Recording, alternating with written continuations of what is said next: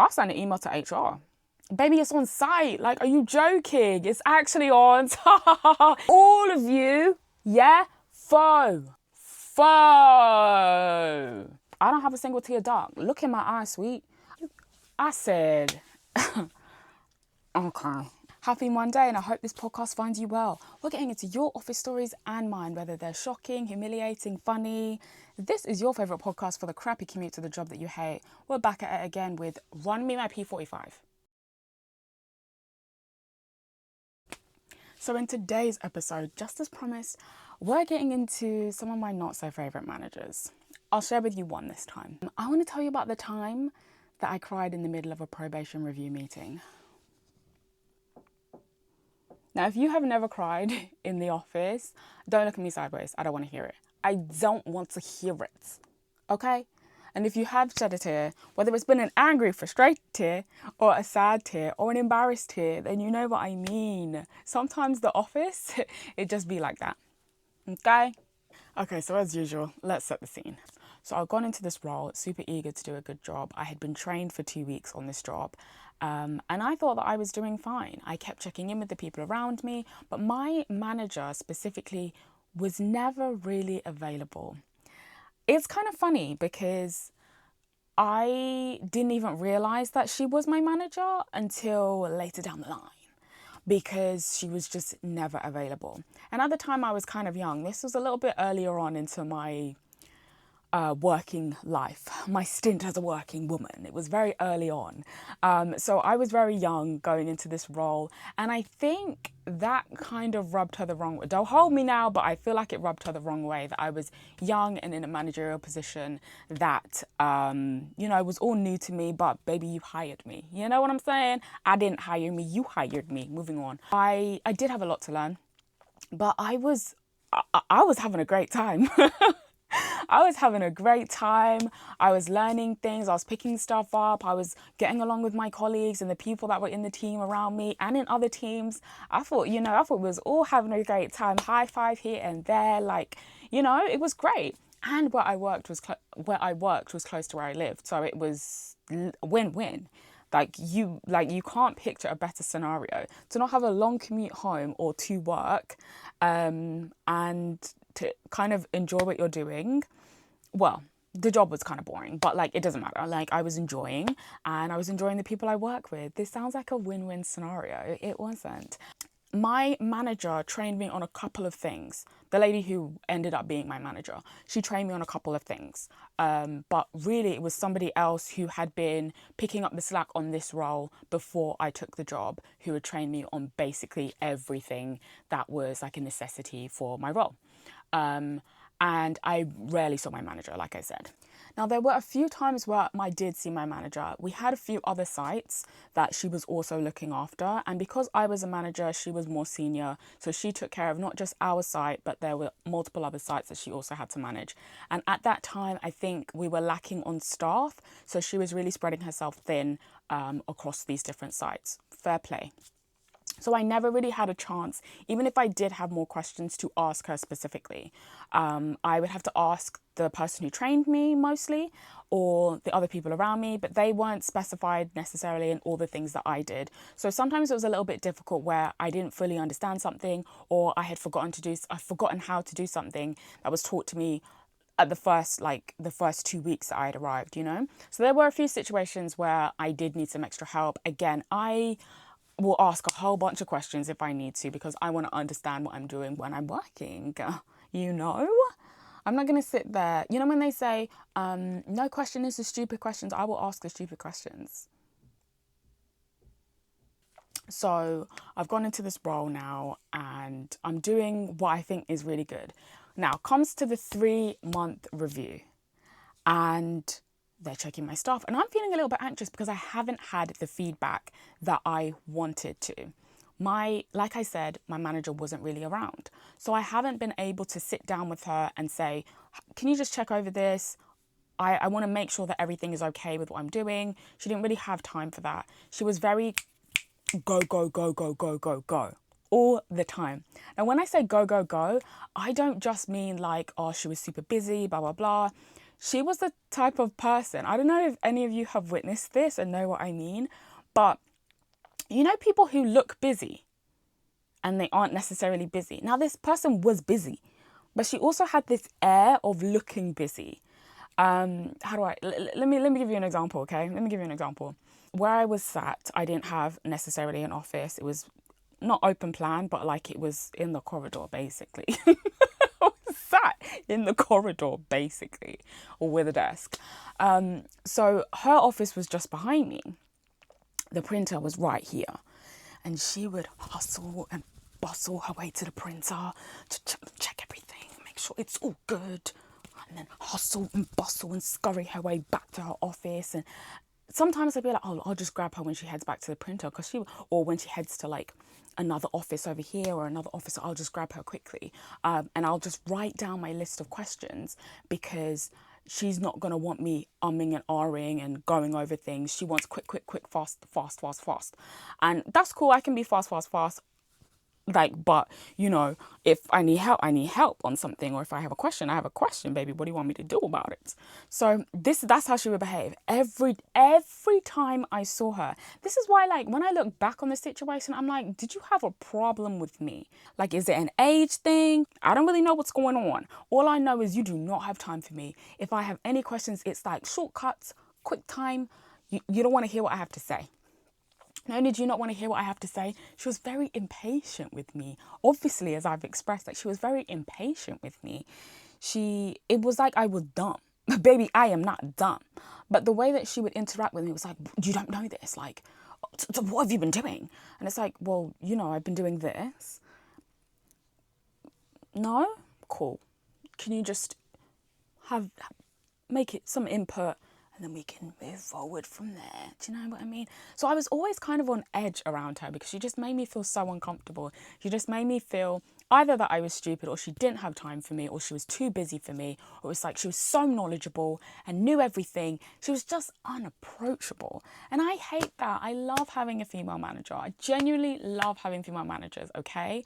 But this wasn't so great. This wasn't so hot. It really wasn't. But the thing is, people liked her. Everyone liked her. She was very sociable. I guess she'd been in the game for a hot minute. So, you know, she knew her bag. Like, she knew what she was doing. And everybody knew her as well. So for me, I was the new person looking in, like, you know, when you just get an inkling about someone, just like, it wasn't even an inkling at this point, but at this point, it was kind of like, you just get a feeling about someone, and you're just like, no. Me and you, never outside of the office. Never outside of the office. Wouldn't be called dad. But everybody loved her. She was well liked, well respected. I don't know how much she offered that respect, but she was well respected. And from her perspective, it's like, you do a good job, you work hard, then, you know, I respect you. But if you're not doing a good job and you're not working hard, then I don't respect it. And I was like, I feel like I'm doing both, honey. I really feel like I'm doing both. I don't know about you, but I'm doing both. I'm working hard and I'm doing a good job.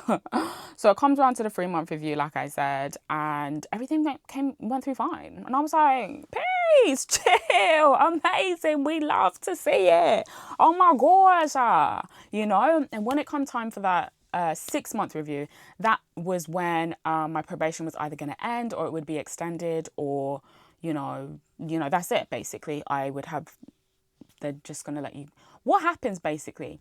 Your probation either gets extended, you get let go, or you stay in the company. And with my probation being complete, basically, I was supposed to achieve a pay rise. So for me, it was really important for me to make sure that I had achieved that pay rise and had my probation accepted. So that was another motivation for me to make sure that I was doing a good job and doing the right thing and checking in with other people. Now, by the time it came round to the 6-month review, that was done with me sat with her. The 3-month review wasn't. It was kind of, I think it was just on a piece of paper. We didn't really sit down to talk about anything, but everything was like, yeah, it's fine. When I spoke to other managers, they were like, yeah, it's fine. Like, you're well liked, and, you know, you seem to be doing a good job. We've had no complaints, so you're all good to go. And I thought, amazing, this is going to be fantastic. I'm going to get a pay rise and it's not going to go on TFL. I'm just going to have a great time here. Got to that 6-month review and I brought all my stuff in, and I was kind of looking forward to it being over because I didn't really enjoy sitting with this person, not my manager. I did not enjoy being in her presence, definitely not in a closed room. It was just like uncomfortable, itchy perspiration. I wanted to leave. Do you know what I mean? We sat down and I had gone in with the attitude for my 3-month review, continuing on with what I was doing the whole time because no one had raised anything to me. When I sat down and she opened her mouth to speak, she told me that I had basically been doing so many things wrong.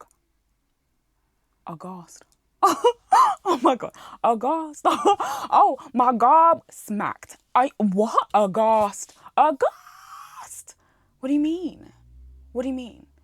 And then she sat me down and showed me all of the things that had been done wrong. Anytime that someone had complained to say that basically this isn't being done right, I was never told. In the 6 months that I'd been there, I was never told. I think maybe the first 2 weeks after my training, and I'd been, the following week or so, I'd be like, oh, remember this, remember that, perfect, no problem. Oh, can you just remind me of this, etc. Perfect, no problem. By the 3 month, you're doing well. Come 6 months, you're doing crap, sorry. Everything you're doing is wrong. She didn't say that. But everything you're doing is wrong. Not everything, but that was what the words that fell into my ears. Okay, you're doing it wrong, and I couldn't believe what I was hearing. And in my mind, I thought, this isn't right because I've asked around. I've asked for help. You're never available. And when you are available, you're prancing up and down the office with your clickety-clackety, shuffling down the streets like you're hella busy and you don't have time for me. And when I ask you a question, you're incredibly impatient with me. What do you want me to do from here? Genuinely. The ball was in your court. Tell me what you want me to do. And the thing was, because I was young, I didn't understand how to be my assertive self in the workplace. And now that I'm a bit older, you really can't tell me as much, okay?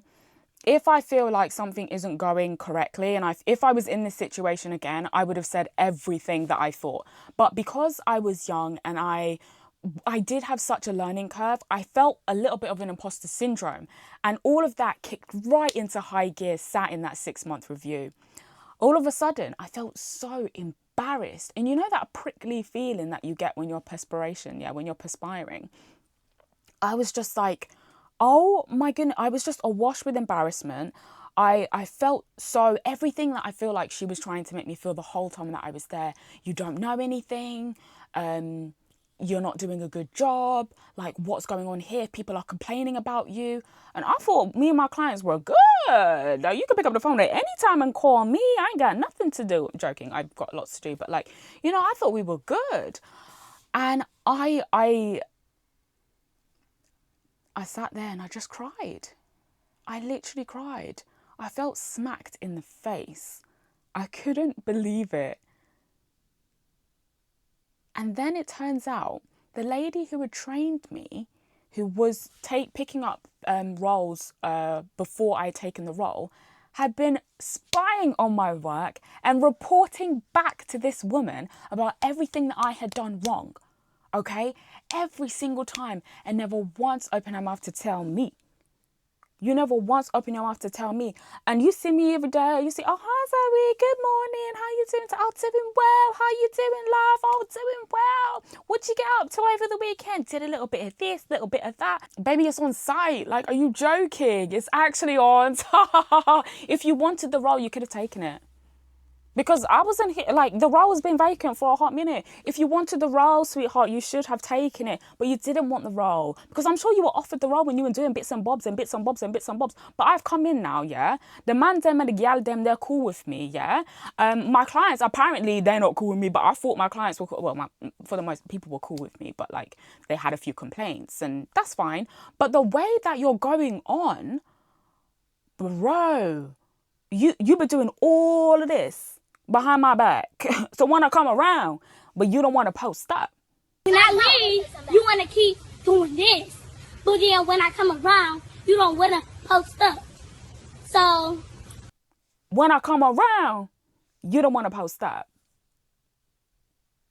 Cool. I seen you now. I seen you. She stopped the whole meeting, bro. As soon as I started crying, she stopped the whole meeting. And it wasn't like, okay, maybe you need to take a minute and we need to go over this. It was just like, well, I can't continue now, can I? I was like, just say you hate me and so I can hand in my notice. Just say you hate me and let's be done. And it's fun. It's fine to look back on now. But at the time, oh my gosh, I had never cried at work. I don't even have tear ducts, babe. How am I crying at work? How am I crying? I don't have a single tear duct. Look in my eyes, sweet. I have a single tear duct. So how is it possible that I'm even sitting here in front of my biggest enemy, my worst enemy, and I'm crying? It's not possible. And I did. And do you know what? I'm not even a crier. And that's the most embarrassing thing. I'm not even a crier. Now, all the gal them and the man them, they got to see me walk out of this office, close the door behind me and wipe my bloody face. And then walk back in after I've collected myself and finish the meeting with you telling me everything that I've done wrong. After that point, I was told, your probation is being extended, you're not getting that pay rise. And after a period of time, if you don't improve on everything that I've raised to you and go back and correct everything, go back to all of our clients, apologise and correct everything, then we're not going to keep you on. And I thought, oh my God. Oh my God.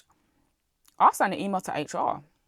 And I said, look, let me tell you something real quick. Okay, HR is not your friend.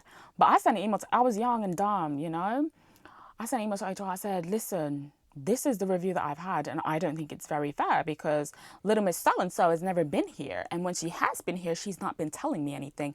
And this other lady's been going behind my back and saying all of this, and this. She been doing this. She been doing all of this behind my back. What do you think we can do about this? I feel like going forward, I should receive the pay rise, but if you want to extend for a little bit, I'm happy to extend for this much whilst I review all of this because nothing has ever been raised to me. And if nothing was raised to me in my 3-month review, I do not think this is fair. I sent it straight to HR. HR responded back, CCing in my manager, CCing in the other lady too, and saying, this is what Zoe has raised. I think we need to have a conversation about it. I said, okay. I see who my friends and I see who my foes are. All of you, foe. All of you, yeah, foe. Foe. So I had to face that woman again with her looking down on me for being a dumbass at work. And yeah. My probation was extended. I didn't get my pay rise. So tell me, have you guys ever cried at work? Have you ever cried at work? I want to know. I can't be the only one who's cried at work. All your stories will be kept anonymous, so please do write into the email address that's on the screen, and I want to share your stories too. Thank you so much for listening. Kind regards, and I'll see you next week on Run Me My P45.